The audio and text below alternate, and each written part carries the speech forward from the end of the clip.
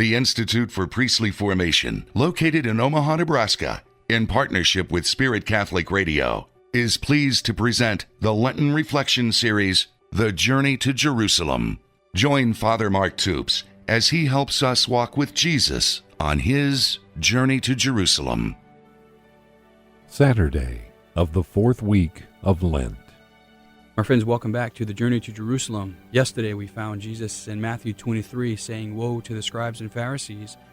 And today, if we press on further into Matthew 23, we hear, "Woe to you, scribes and Pharisees, for you have neglected the weightier things of the law, justice, mercy, and fidelity."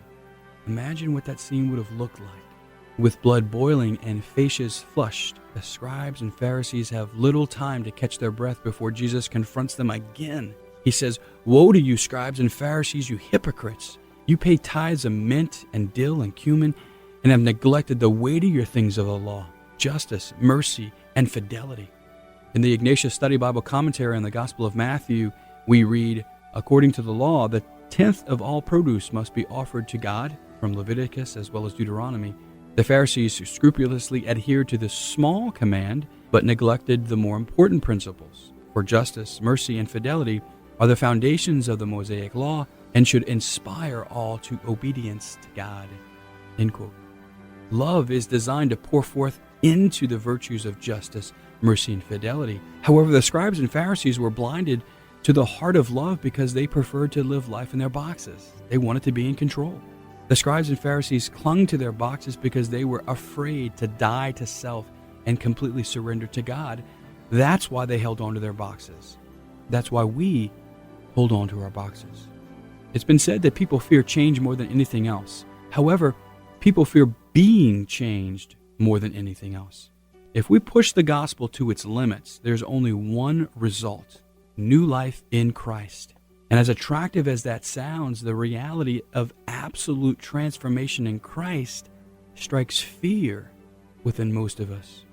If we are honest, boldly honest with ourselves, most of us are afraid of letting go.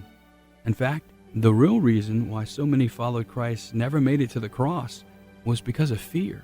Imagine how many people began the journey to Jerusalem, and imagine how few actually made it.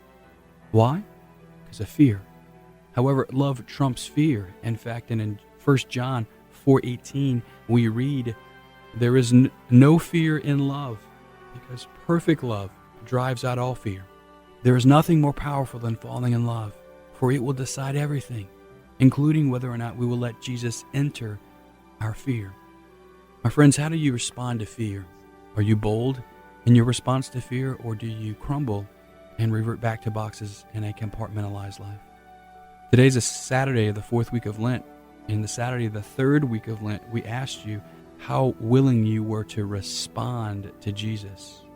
Well, are you going to respond to Jesus all the way and actually let him into your fear?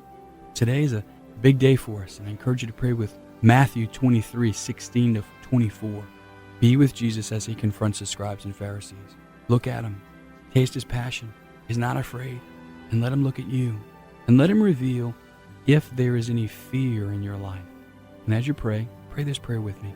Jesus, grant me the vulnerability I need to reveal my fear to you. Be with me in my fear so that I may live boldly for you. God bless you. To listen to today's reflection again, or to order a copy of the Journey to Jerusalem booklet with the daily readings, the website is www.priestlyformation.org. Join Father Mark Toups during this Lenten season as he helps us walk with Jesus on his journey to Jerusalem.